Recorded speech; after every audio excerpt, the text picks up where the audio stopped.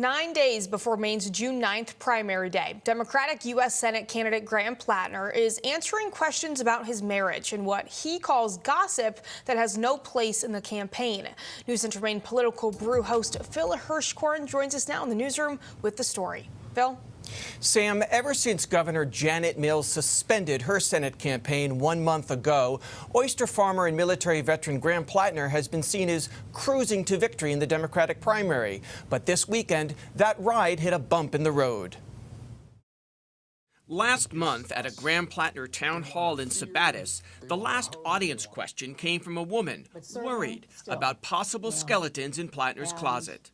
I'm just fearful that Susan Collins' campaign is going to go after you deeper than you realize. Is there anything you need to share with us from your past? Well, in my past, there is not some big dark secret.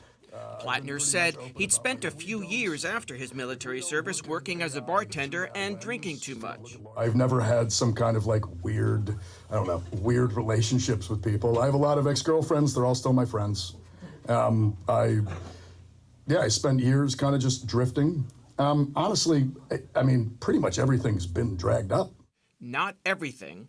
On Saturday, the Wall Street Journal and New York Times both reported Platner's wife of 3 years, Amy Gertner, alerted the campaign shortly after it launched last August about explicit sexual messages Platner had texted other women after he and Amy had gotten married.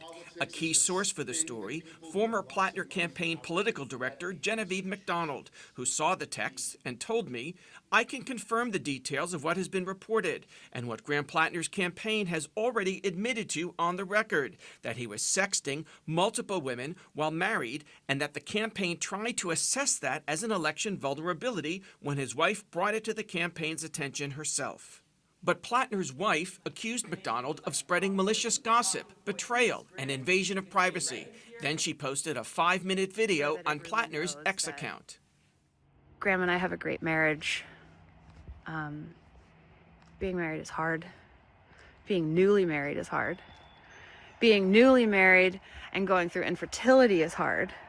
Being newly married, going through infertility, and a Senate campaign is hard. I don't even know if I have the right words to describe what we've been going through, but our marriage counselor helps. No marriage is perfect.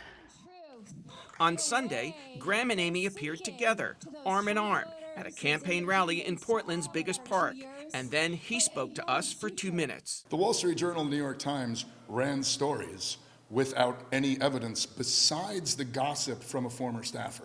I'm sorry, that's frankly journalistic malpractice. Platner's campaign confirming he did text sexually explicit messages to as many as 6 women after he and Amy were married, and that Platner did have a profile on the messaging app Kik. He's seen here in a selfie wearing only a towel with the handle phustle0331, similar to his old phustle Reddit account handle. The campaign says the Kik account hasn't been active for years, and Platner deleted the app from his phone long ago.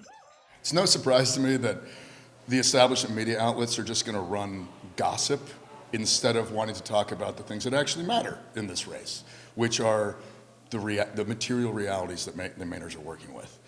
These people are going to try to make this race about anything but what it's supposed to be about, which is policy. They never want to talk about policy. Amy and I have a very loving and very happy marriage. They would very much like to try to rip that apart. They're going to come after us in every awful way that they possibly can.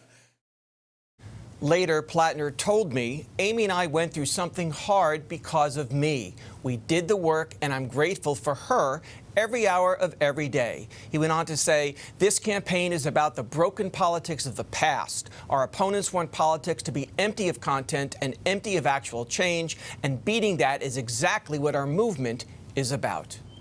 In the newsroom, Phil Hirschkorn for News Center, Maine.